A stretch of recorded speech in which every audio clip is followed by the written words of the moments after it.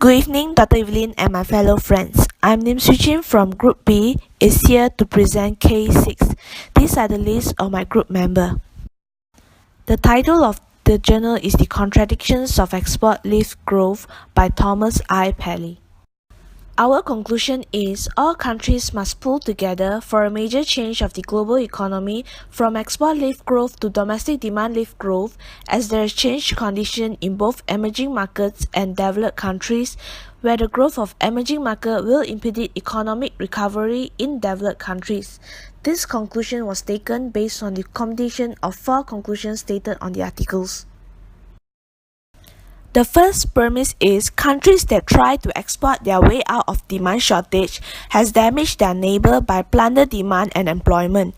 There are 3 evidence where Robinson critics suggest a fallacy of compositions and that developing countries may crowd out one another's export. Previous Singer critics focus on the supply and price effect of export lift growth, that it may exacerbate the problem by increasing the global supply of goods. Structural Keynesian critics argues that export lift growth promotes economic structures that deliver low quality growth and prevent the development of deep prosperity. Internationally, export lift growth promotes a race to the bottom. The second premise is the inauguration of NAFTA was marked by a massive devaluation of the peso vis-a-vis the US dollar, provide Mexico with an undervalued currency.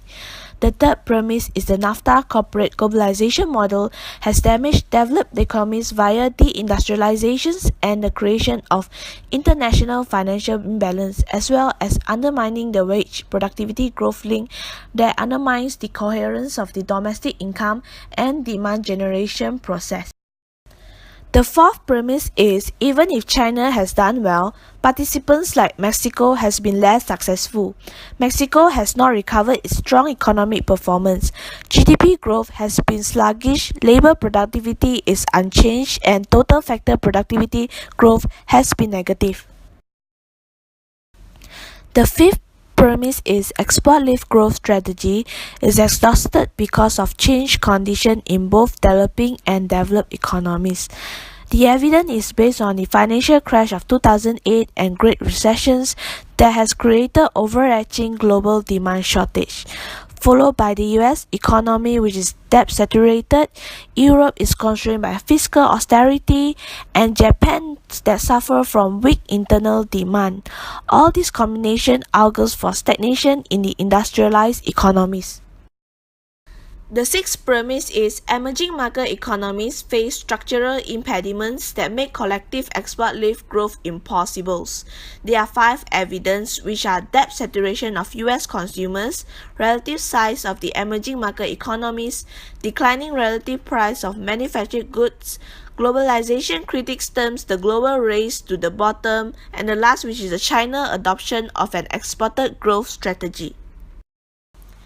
The type of reasoning used in the argument is analogy, as shown in the articles, where it involves reasoning from one situation to a similar situation. The type of evidence used in the argument is testimony, as shown in the articles, where it involves authoritative opinion, evidence that interpret or judge the statement. Most of the articles support the contradiction of export lift growth. However, there is an article that refutes the statement where it states that Philip argues that export lift strategies allow an expansion of aggregate demand without much inflationary pressure and without the danger of a wage price spiral, compared with strong domestic demand injections.